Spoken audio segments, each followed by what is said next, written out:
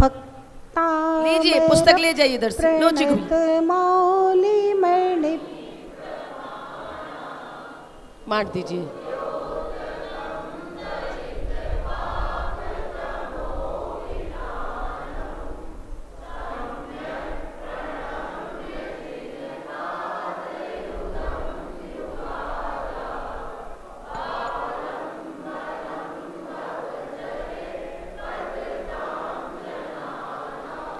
जय बोले अनंतानंद पंच परमेष्ठी भगवान ने की, देवादिदेव एक जड़ से आदिनाथ भगवान ने की, परम पूज्य गणाचार्य गुरुदेव जी 108 विराग सागर जी महाराज जी की, परम पूज्य पट्टाचार्य गुरुदेव जी 108 विशुद्ध सागर जी महाराज जी की, भक्तामर स्तोत्र की जय। बोलिए परम पूज्य गणेश हमने हरि का रत्न 105 विभा श्री माता जी की, हरि का संग की वंदन। कल वाले काव्य का पाठ करेंगे।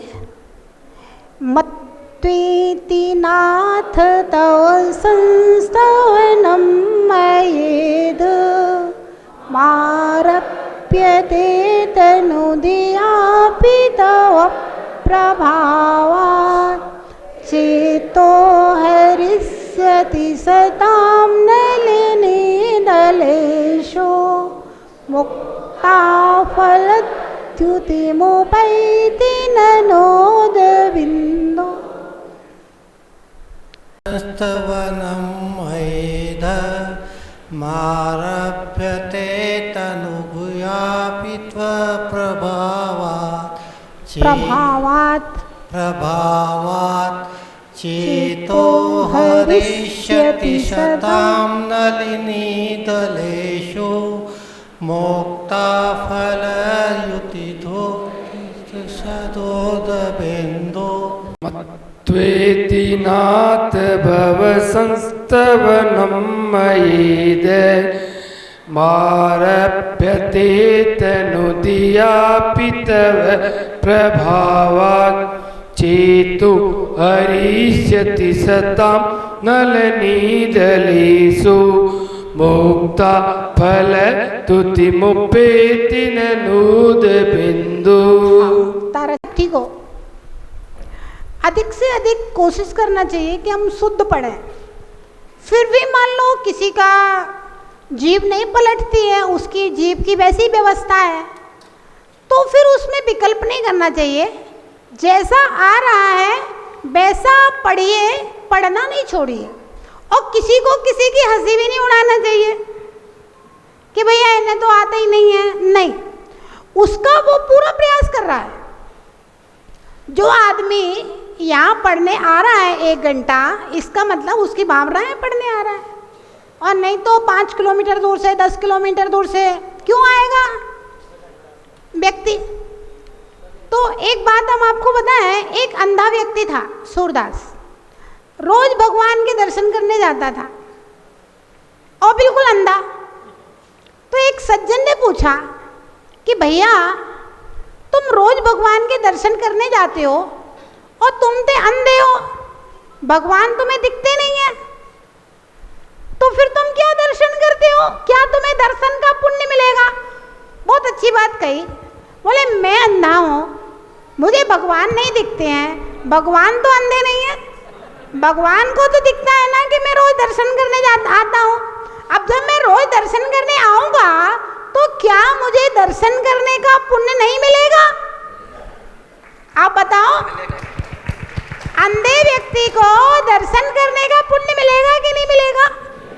ऐसे ही जो व्यक्ति पढ़ने आ रहा है, रोज आ रहा है, पूरी भावना लेकर के आ रहा है, अब उसकी जीभ मान लो प्रयास करने पर भी नहीं लौटती है, नहीं लौटती तो नहीं लौटती, वो जैसा पढ़ रहा है वैसे ही अच्छा है। आचार्य महाराज कुमुद चंद्र स्वामी ने कल्याण मंदिर स्तोत्र में एक काव्य लिखा है। उसमें आचार्य महाराज ने लिखा कि हे भगवान, मेरी क्षमता तो नहीं है कि मैं आपकी स्तुति करूं, मैं आपकी पूजा करूं, आपकी सेवा में तो सौधर्मेंद्र तत्पर रहता है ना, और फिर हम तो बहुत छोटे हैं, क्या स्तुति करें। तो आचार्य महाराज ने कहा जिन पक्षियों को, देखिए भी किसका उदाहरण दिया? जिन पक्षियों को शुद्ध अक्षर बोलना नहीं आता है, लेकिन फिर भी वे पक्षी आपस में चींची करके बात करते हैं कि नहीं करते? फिर भी वे पक्षी आपस में बात करते हैं, चींची करके बोलते हैं। ऐसे ही हे भगवान, मैं अज्ञानी उन पक्षियों की तरह हूं। मुझे स्तुति तो नहीं आती है, लेकिन फिर भी मैं उन पक्षियों की तरह कुछ न कुछ आपकी स्तुति में, आपकी सेवा में, आपके गुणगान में जरूर बोलूंगा, क्योंकि मेरी भक्ति आपको अंदर, आपके गुणगान के लिए प्रेरित कर रही है ना? तो जिसके पास जो है, अब देखो तो सही, जिनके पास अष्ट द्रव्य थे, रत्नों के भंडार थे, ऐसे राजा श्रेणिक हाथी पे चढ़ करके जा रहे थे भगवान महावीर के दर्शन करने। अब बेचारा वो पानी में रहने वाला मेढक कहां से अष्टद्रव्य लाए? एक फूल की पंखुड़ी लेके ही चला है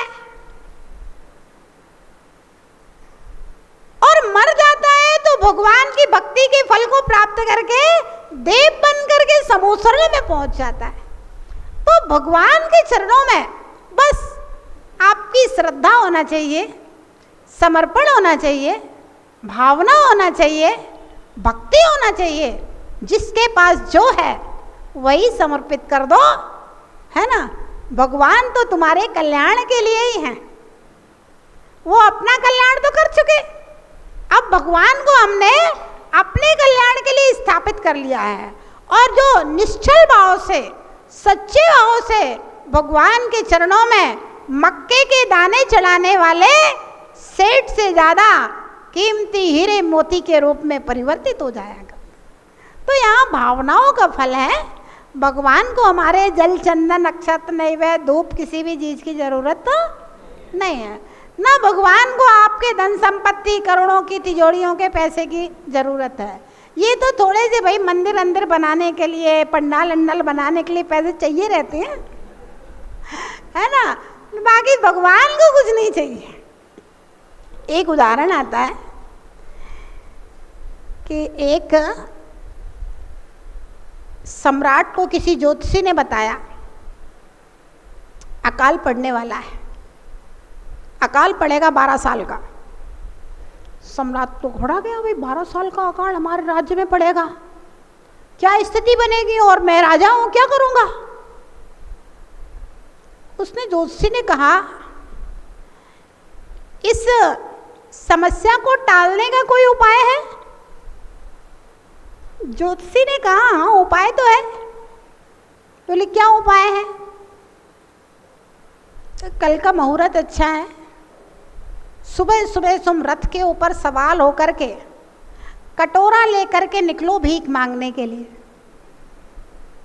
जो पहला पात्र मिले वो जो दे दे उसको संभाल करके अपनी तिजोरी में रख देना और रखा रहने देना, निकालना नहीं।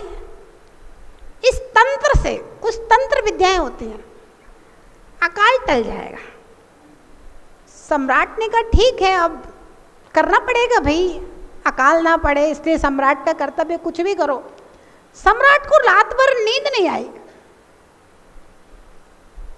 अब नींद इसलिए नहीं आई, जिसने जिंदगी भर दिया हो, अब उससे कहो कटोरा लेके मांगने जाओ रथ पे बैठ के, अब बड़ा कठिन काम है। लेकिन उपाय तो कोई है ही नहीं, यही उपाय है। तो सम्राट सुबह उठा, स्नान आदि से निवृत्त होकर रथ के ऊपर सवार होकर के निकलता है। बड़ी शर्म लग रही है अंदर अंदर में, लेकिन फिर भी निकल रहे हैं। उधर से एक भिखारी आ रहा था, सोचता है जिंदगी हो गई मांगते मांगते, आज तो राजा के महल में चलते हैं मांगने के लिए, जिंदगी भर की दरिद्रता मिट जाएगी। वो राजमार्ग से चला आ रहा था यहाँ से सम्राट। अब भिखारी जब घर से निकलता है तो 2 मुट्ठी कुछ ना कुछ डाल के निकलता है, झोली में अनाज डाल के निकला। अब उधर से भिखारी, इधर से सम्राट। अब भिखारी देखते अरे लगता है सम्राट का रथ चला आ रहा है, ओ जाने की जरूरत नहीं पड़ी, रास्ते में ही काम हो गया। और रथ रुका, सम्राट नीचे उतरा। भिखारी सोचता है आज तो आनंद में आ गया, सम्राट ने रथ रोक दिया, नीचे उतरा। और जैसे ही सम्राट खड़ा होता है, वह सम्राट अपना कटोरा भिक्षाम देई। भिखारी सोचता है ये क्या है, मैं तो मांगने के लिए आया था, अब ये राजा खुद ही मांगने के लिए खड़े हैं। भिक्षाम देई, सटपटा गया दूसरी बार। सम्राट ने तीसरी बार जोर से बोला भिक्षाम देई, क्योंकि अगर पहले व्यक्ति से लेना है दूसरा काम नहीं चलेगा, ये तंत्र यही है, इसी से लेना है, दूसरे से नहीं लेना है। अब वो भिखारी अपनी झोली में हाथ डालता है। अब देखो, जिसने कभी दिया नहीं हो, मुट्ठी भरता है, अब उसके हाथ ऐसे हो जाएंगे, कंजूस आदमी के हाथ ऐसे हो जाएंगे। ऐसे किया, 4 दाने 4 उंगलियों में चने के रह गए, और वो 4 दाने उसने कटोरे में दिए। सम्राट ने कहा धन्यवाद, और अपने रथ के ऊपर चढ़ कर के धूल उड़ाते हुए चला गया। अब तो भिखारी का दिमाग खराब हो गया। अब फिर से वहीं जहाँ मांगने जाता था, वहीं अपना स्टेशन चौराहे के साइड चला गया। बोला दिमाग खराब हो गया, सम्राट खुद ही मांगने आ गया। अब वो क्या मामला है उसे भी समझ में नहीं आता। अब देखता है, रोज तो सुबह 6 बजे से लेके शाम को 6 बजे तक मांगता था, फिर 7-8 बजे तक घर पहुंचता था। लेकिन आज तो भैया 2 घंटे में पूरी झोली एकदम ठसाठस भर गई है। अब क्या करे, चलो भैया खाली करे आओ। फिर दोबारा आते हैं, खाली करने के लिए गया।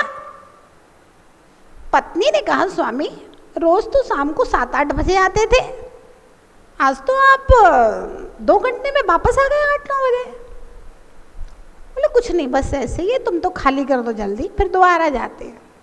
कहती है आप ऐसा मलिन मुंह क्यों लिए हो, आज तो इतनी सारी भिक्षा और इतनी जल्दी मिली है, आपको प्रसन्न होना चाहिए। फिर भी वो थोड़ा सा ऐसे उदास था, क्योंकि झोली तो पूरी भरी है, लेकिन फिर भी 4 चने के दाने। दिमाग जो है ना वो बड़ा विचित्र है। कंजूसों का दिमाग थोड़ा लगता है अलग प्रकार का होता है, मुझे ऐसा लगता है।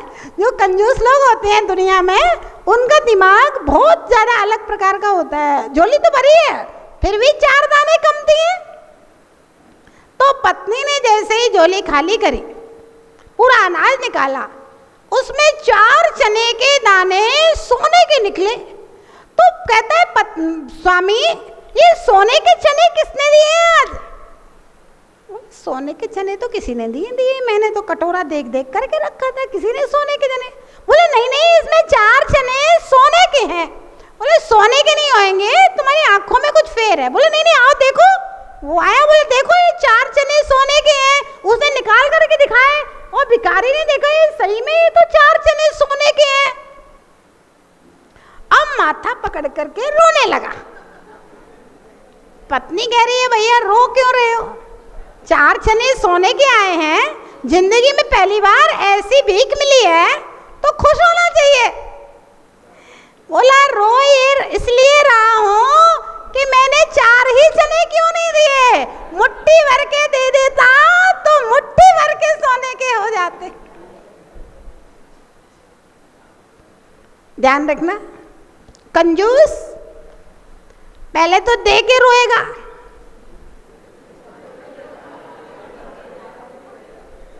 पहले दे के रोएगा, इतना कमती हो गया मैंने दे दिया, और बाद में परलोक में जाकर के वहां भी रोएगा।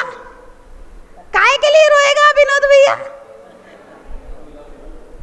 कम क्यों दिया था, और ज्यादा दे देते तो स्वर्गों में मेरी सीट और ऊंची होती।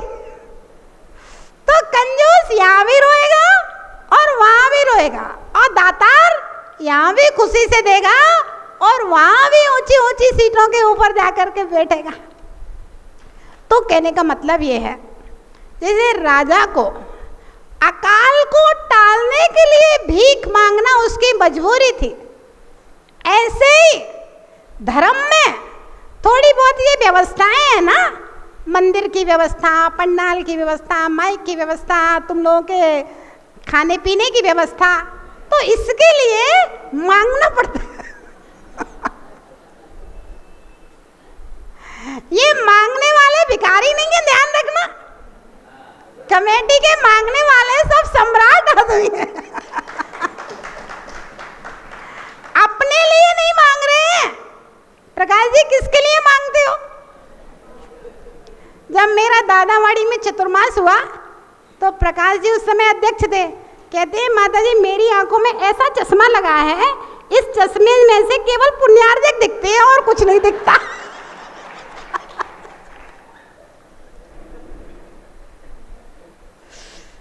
तो भाई किसके लिए मांग रहे हैं? ये मांगने वाले भिखारी नहीं है, अपने लिए नहीं मांग रहे हैं। ये मांगने वाले जिन शासन की प्रभावना हो, है ना, जिन शासन की वृद्धि हो, तो थोड़ी कुछ व्यवस्थाएं हैं, उनके लिए मांगना पड़ता है। बाकी भगवान को आपका कुछ भी नहीं चाहिए। अच्छा, व्यवस्थाएं भी तेरा तुझको अर्पण। पंडाल किसके लिए? भोजन किसके लिए? ये माइक की व्यवस्था किसके लिए? तेरा तुझको अर्पण, है ना। आप सुकून से बैठ सको, आप आनंद के साथ धर्म ध्यान कर सको, इसीलिए तो मंदिर है, इसीलिए भगवान बनाए हैं। तो भगवान को कुछ भी आवश्यकता नहीं है, वो तो देते ही देते हैं, दातार हैं, देते हैं, लेते कुछ भी नहीं। तो अभी हम देख रहे थे 8वां का विकल्प पढ़ लिया था, तव प्रभावात। हे भगवान, आपके प्रभाव से मेरा स्तवन सज्जनों के चित्त को हरण करेगा। बहुत महत्वपूर्ण बात है भैया। इतनी सारी कथाएं हम सुनाते हैं, किसको अच्छी लगती हैं? सज्जनों को। किसको अच्छी लगेंगी? दुर्जन को, सॉरी सज्जन को। दुर्जन होएगा तो उसे तो कुछ भी नहीं सुहाएगा, वो कहे कहाँ यहाँ बिना मतलब के बोर हो रहे हैं, चलो नीचे चलते हैं, कुछ खाए पिए। सज्जन होगा तो कहेगा चलो भाई बैठ लो, एक क्लास और पढ़ लेते हैं। जिनको इमरजेंसी काम है उनकी बात अलग है, घर गृहस्थी लोगों के बहुत दुनिया भर के झंझट हैं अपने अपने ढंग से। तो सज्जनों के चित्त को हरण करने वाली हे भगवान स्तुति होगी। किसके प्रभाव से? आपके। तो ध्यान रखना, आप अपने जीवन में कोई भी धर्म का काम करो, कोई भी काम करो, तो भगवान से प्रार्थना कर लेना, हे भगवान आपके प्रभाव से, हे भगवान आपके प्रभाव से। इतना अगर आप कह दोगे ना, तो आपके अंदर कभी अहंकार नहीं आएगा और आप अपने जीवन में कभी भी पीछे मुड़ करके नहीं देखोगे। पंकज भैया, कभी पीछे मुड़ करके नहीं देखोगे। कहना भगवान अगर मेरा मन भी लग रहा है, मैं रोज आपके अभिषेक के लिए आ पा रहा हूं, तो कह देना आपके प्रभाव से। किसके प्रभाव से? आपके प्रभाव। हे भगवान अगर मैं रोज क्लास पढ़ने आ पा रहा हूं, तो भगवान के प्रभाव से, क्योंकि उनकी वाणी में इतना रस है। जिन वचनों में, जिन वचन औषधि विदम, औषधि हैं, जिन वचन अमृत हैं, जिनेंद्र भगवान के वचनों में ऐसा अमृत घुला हुआ है कि संसार के सारे दुख, सारे कष्ट, मानसिक संताप भगवान के वचनों से नष्ट हो जाता है। पूजा में पढ़ते हो ना, देवसास गुरु की पूजा है, उसमें चंदन के काव्य में जे त्रिजग उदर मझार प्राणी तपत अति दुर्धर करे, तिन अहित हरन सुबचन जिनके परम शीतलता भर। हे भगवान, तीनों लोक में जो प्राणी हैं, सिर्फ मैं ही नहीं, मेरी तरह 100 प्राणी हमने कहा ना, जैन धर्म केवल जैनियों के लिए नहीं है, प्राणी मात्र के लिए, तीनों लोक के प्राणियों के लिए। तीनों लोक में जितने भी प्राणी हैं तपत अति दुर्धर करे, भयंकर दुखों से तप्तायमान हो रहे हैं। जो हमें सुख मिले हैं ना, ये बहुत थोड़े समय के लिए मिले हैं, बहुत लंबे समय के लिए नहीं मिले हैं, बहुत थोड़े समय के लिए सुख मिले हैं। जीव दुख बहुत भोगता है। एक धर्म परीक्षा नाम का ग्रंथ है, उसको आप लोग जरूर पढ़ना। मंदिरों में रखा होगा, 2-3 जगह मैंने देखा रखा है, लाइब्रेरी में है, धर्म परीक्षा नाम है। 2 मित्र थे, तो उन्होंने मुनि महाराज से पूछा कि भगवान, संसार में सुख कितना है और दुख कितना है? बताओ राजेश जी, संसार में सुख कितना है और दुख कितना है?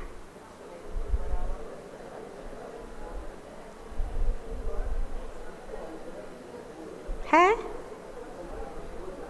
मुनि महाराज ने बताया, संसार में सुख तो राई के दाने के बराबर है और दुख सुमेरु पर्वत के बराबर है।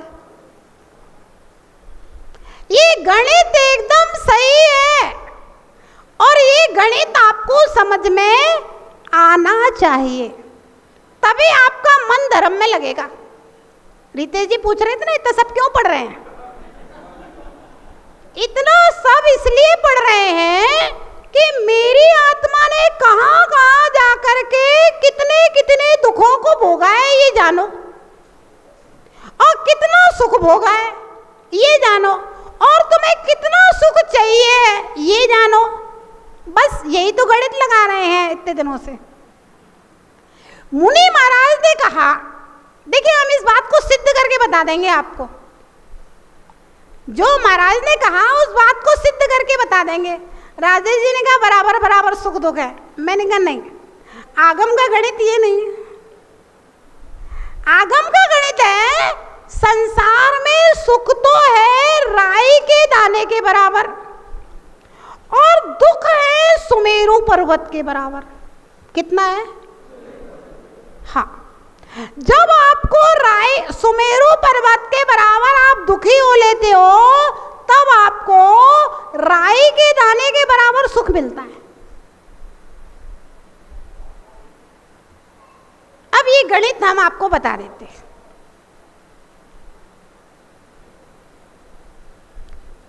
सप्तम नरक की आयु 33 सागर। सप्तम नरक की आयु और यहाँ की आयु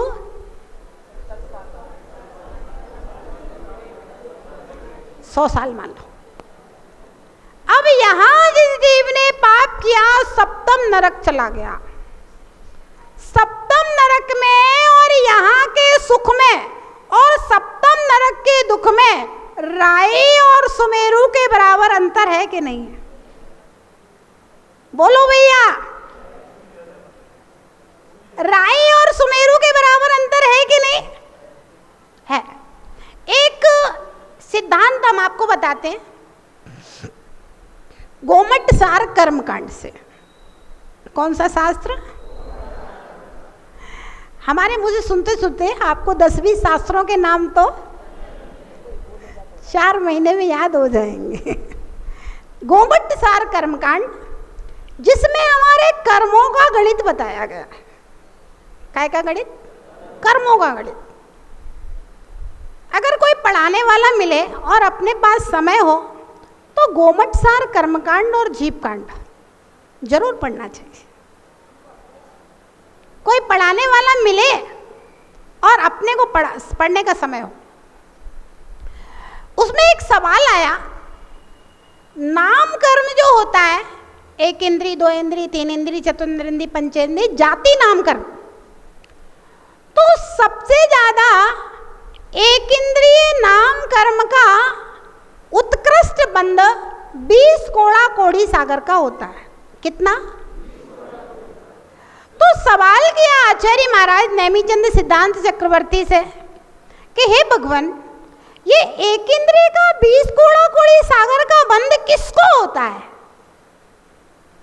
समझ में आया? एक इंद्रिय पर्याय में 20 कोड़ा कोड़ी सागर के लिए जा रहा है, ये बंध किसको होता है? आचार्य महाराज कहते हैं, सुनना ध्यान से, पहले दूसरे स्वर्ग का जो मिथ्या दृष्टि देव होता है, कौन देव? पहले दूसरे स्वर्ग का जो मिथ्या दृष्टि देव होता है, वो जब माला मुरझाती है, इतना संक्लेश करता है, इतना संक्लेश करता है, इतना संक्लेश करता है, क्योंकि इतना सब वैभव छूटना साधारण बात नहीं। मिलने का सुख कम है और छूटने का दुख ज्यादा है। तो इतना संक्लेश करता है कि भगवान मुझे माता के गर्भ में नहीं जाना, इससे तुम एक इंद्रिय हो जाओ। 20 कोड़ा कोड़ी सागर का एक इंद्रिय का बंद कर लेता। जब इस विषय को मैंने पढ़ा और मन में चिंतन किया, पहले दूसरे स्वर्ग की उत्कृष्ट आयु 2 सागर की, 2 सागर सुख भोगा है, 2 सागर कुछ अधिक, और 20 कोड़ा कोड़ी सागर के लिए एक इंद्रिय पर्याय में जा रहा है। कोड़ा कोड़ी गुना दुख एक इंद्रिय पर्याय का, यहां मात्र 2 सागर में इंद्रियों का सुख भोगा है। अब बताओ सुख कितना? राई बराबर सुख और सुमेरु पर्वत के बराबर। आप लोग एक संसार वृक्ष देखते हो, मंदिरों में बने रहते, नीचे बना होगा। इसका मतलब क्या है? एक पेड़ पे आदमी लटका हुआ है, काल पूरा हिला रहा है, ऊपर काले और सफेद दिन रात के चूहे उस वृक्ष को काट रहे हैं, टाल को काट रहे हैं, मधुमक्खियां भिनभिना रही हैं, और नीचे वो कुआं बना हुआ है, वे अजगर बने हुए हैं, और विमान खड़ा हुआ है, कह रहा है आ जाओ बैठ जाओ धर्म के विमान में। लेकिन ऊपर से मधुमक्खी के छत्ते में से एक बूंद टपक रही है, तो लगता है एक बूंद और टपक जाए, एक बूंद और टपक जाए। तो ऐसा संसार का सुख है।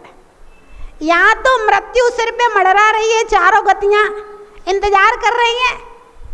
यहाँ घर परिवार के लोग भिनभिनाते रहते हैं, ये नहीं किया वो नहीं किया, मंदिर ही मंदिर दिखता है तुम्हें, माता जी दिखती हैं, घर के काम नहीं दिखते।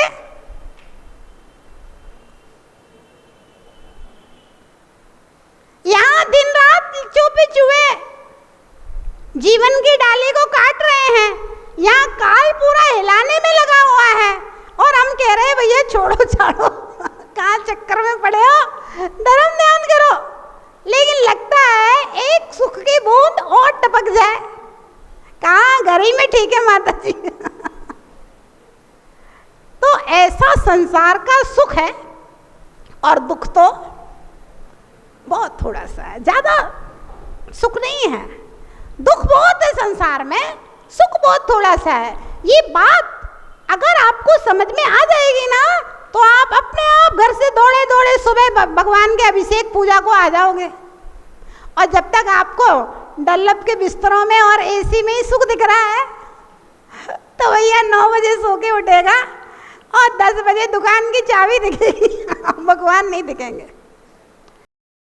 तो रितेश भैया, इसलिए ये सब पढ़ना जरूरी है, जिससे सवेरे उठ के डल्लब के गद्दे और एसी में से उठे और दुकान की चाबी दिखने लगी। नहीं भैया, जल्दी उठ के पहले मंदिर भगवान दिखे, उसके बाद दुकान की चाबी दिखे। समझ में आ गया? चलिए 9वें काव्य का उच्चारण कर लेते हैं, समय तो हो गया, 5 मिनट का टाइम, फटाफट एक काव्य पढ़ा देंगे।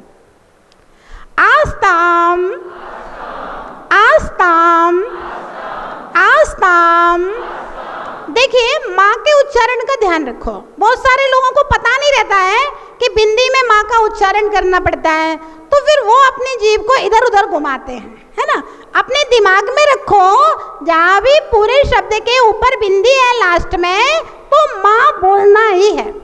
आस्ताम तवस्त तवस्तवन तवस्तवन मस्त मस्त समस्त दोषम आस्तां तवस्तवन मस्त समस्त दोषम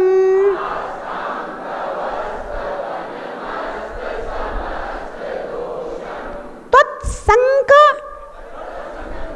थापि त्वत् त्वत् संक थापि त्वत्संक थापि त्वत्संक थापि त्वत्संक थापि जगतां जगतां दुरितानि दुरितानि हन्ति त्वत्संकथापि जगतां दुरितानि हन्ति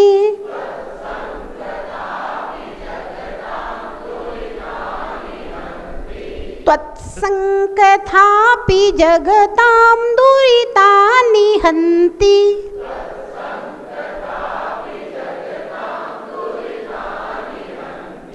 दूरे सहस्र किरणः कुरुते प्रभैव दूरे सहस्र सहस्त्र नहीं सहस्र सा में रा लगा हुआ है दूरे सहस्र दूरे सहस्र सहस्र स्र स्र स्र बोलो दूरे सहस्र किरणः कुरुते प्रभैव दूरे सहस्र किरणा कुरुते प्रभैव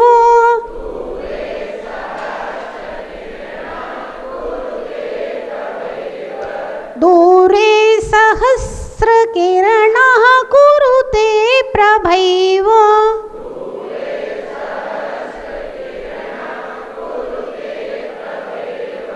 पद्माकरेषु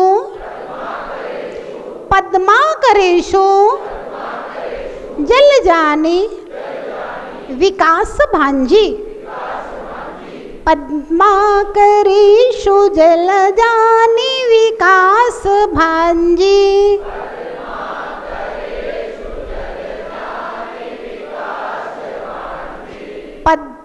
पद्माकरेषु जलजानि विकास भांजी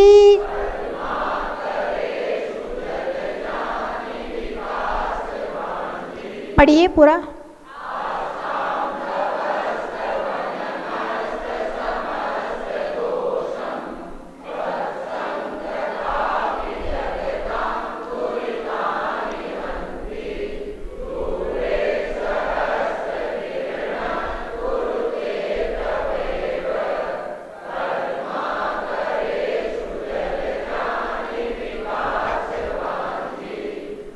बहुत अच्छी बात इस काव्य में कही है।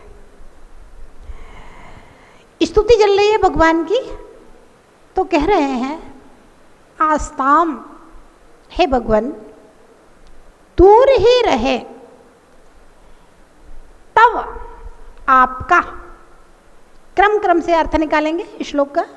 आस्ताम यानी कि दूर ही रहे, तब याना आपका, अस्त स्तवन अस्त समस्त दोषम, आपका स्तवन दूर ही रहे। कैसा स्तवन?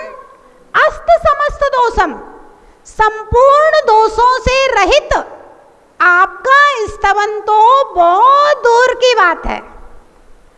तत्संकथापि, आपके जीवन चरित्र की कथाएं भी, आपके जीवन चरित्र की कथाएं भी जगताम, संसारी प्राणियों के दुरितानि हन्ति, पापों का हनन कर देती हैं, पापों को दूर कर देती हैं। हे प्रभु, आपका समस्त दोषों से रहित स्तवन तो बहुत दूर की बात है, मात्र आपके जीवन की कथाएं। पंच कल्याणक क्या है? जीवन की कथा ही तो है। आज गर्भ में आने के 6 महीने पहले से इंद्र वर्षा करता था, ऐसे रत्न बरसते थे, 9 महीने तक ऐसे रत्न बरसते थे, ऐसे भगवान का अभिषेक होता है, ये होता है।